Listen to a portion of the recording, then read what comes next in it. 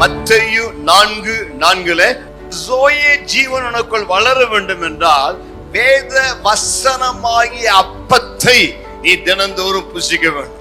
உள்ளான மனிதன் வளர தினந்தோறும் வேத வசனத்தை வாசிக்க வேண்டும். ஏனென்றால் ஆண்டவராய் இயேசு விதமாய் சொன்னார், யோவான் 5:39, வேத வாக்கியத்தை டெய்லி ஆராய்ஞ்சு படிச்சினா PhD படிக்கிற மாதிரி வேத வசனத்தை ஆராய்ந்து படித்தால் அதில் உனக்கு நித்திய ஜீவன் உண்டு.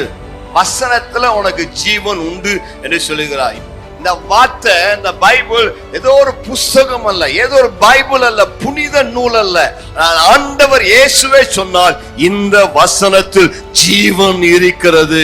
உனக்கு தேவையான ஜீவன், உன் வாழ்விற்கு தேவையான ஜீவன் இந்த வசனத்தில் இருக்கிறது.